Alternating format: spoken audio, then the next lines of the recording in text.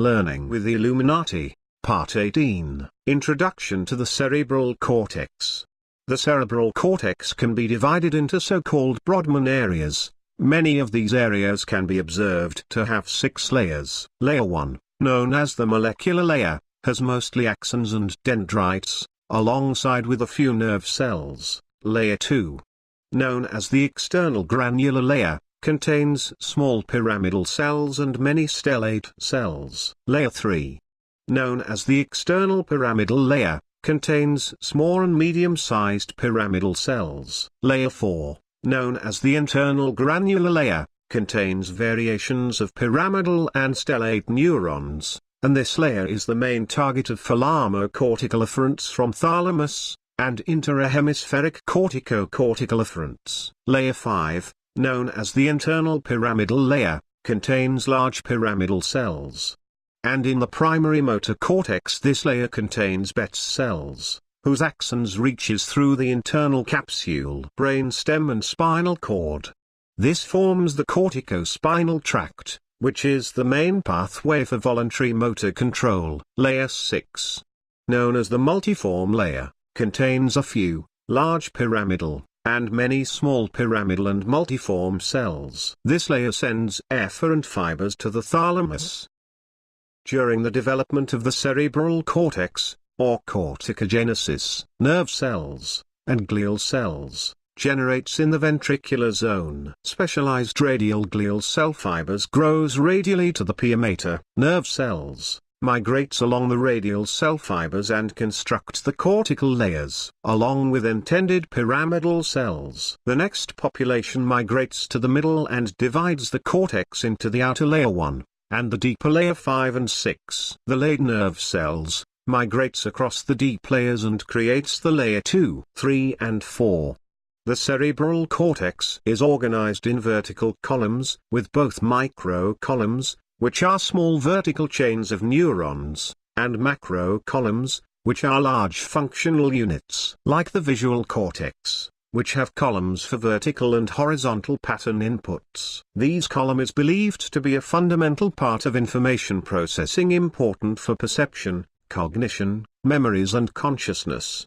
Connectional pathways, within the cerebral cortex.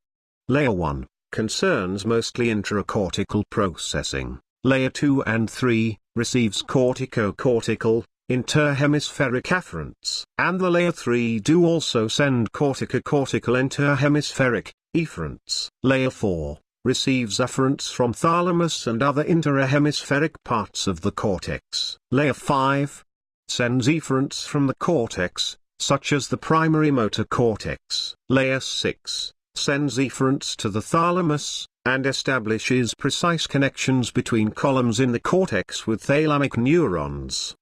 The brain has a modulatory system such as, when neuromodulators are secreted by a small group of neurons, they diffuse through large areas of the nervous system, affecting multiple neurons, promoting different behaviors. Some major neuromodulators are dopamine, serotonin, acetylcholine, histamine, and norepinephrine.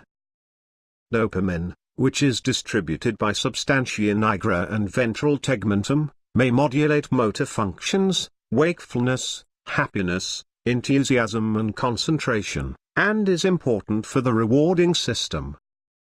Serotonin, which is distributed by Raphe nuclei, may modulate mood, saturation, sleep, memory, and may decrease nociception. The cholinergic system, with acetylcholine as neuromodulator, is distributed by Pedunculopontine nucleus, and dorsolateral tegmental nuclei, basal optic nucleus of Maynard, as well as medial septal nucleus, and may modulate arousal, reward, short-term memory and learning, and muscle and motor control systems. Norepinephrine, also known as noradrenaline, is distributed by locus coeruleus, may modulate wakefulness and reward system. Some sources of cortical inputs are other cortical regions, hippocampal formation, amygdala, thalamus, and modulatory systems of the brainstem. Whereas some targets of cortical outputs are the ones just told, with addition of caudate and putamen, along with the spinal cord. Further, the cerebral cortex consists mainly of association areas, of which information converges and becomes processed. The areas can be unimodal sensoric, thus receiving sensory information; unimodal motoric, thus sending motoric information; or multimodal, receiving and sending information in between sensoric and motoric areas. Some important multimodal association areas are the prefrontal cortex, which manages planning and decisions; the limbic association area, which manages emotions and memories; the posterior association area, which connects information from several sensoric areas, important for attention and some aspects of language. Sensoric information travels along several parallel tracts from peripheral receptors to the primary sensory cortices.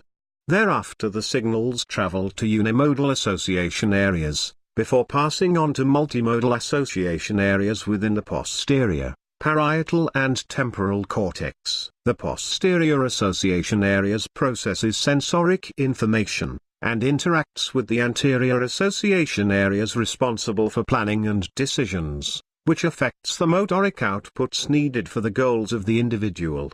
The temporal lobe is for instance important for recognition of faces. Certain cells in the temporal lobe can be seen to react in a specific patterns depending on whether the test subject sees a face from the front, or if the face is in profile, or not a face at all. Some animals such as mammals have types of pyramidal neuron within the hippocampus called place cells. These cells signals when the animal enters a specific place in its environment, thus creating an inner map in the brain in correlation to the world. In contrast to these place cells, there also exist so-called grid cells. Located in the entorhinal cortex, these do also signal at specific places in the environment, however they signals in a coordinate-like system, or in grids, as their name implies, and may be used for navigation by comparing distances. The parietal lobe is important for perception and attention. The left parietal lobe is inactive for left visual field stimuli, whereas both the left and right parietal lobes are active for stimuli within the right visual field. Thus damage in this area can lead to neglects, such as visual neglect. Generalized, one can say that the left hemisphere is specialized for tasks regarding speech, language, rational thoughts, math, and writing, whereas the right hemisphere can be said to be specialized for tasks regarding creative functions, music, sculpturing, painting, intuition, analysis of sensoric information, spatial recognition and analysis of emotional signals. When trying to say a written word, the visual cues goes to the visual cortex, which then travels to the Wernicke's area, before continuing to the Broca's area, and then to the motor cortex for the speech. Whereas when trying to say something heard, the information goes first to the auditory cortex, which then travels to the Wernicke's area, before going to the Broca's area, and then to the motor cortex. Thus visual cues may affect what our ears perceives. This is often called the McGurk effect. During Brocas-afasia, the individual may have problems with fluent speech, but can comprehend the spoken words.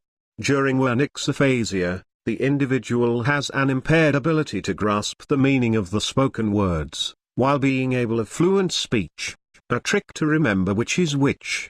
One can imagine that the Broca sound like the Spanish word boca, meaning mouth.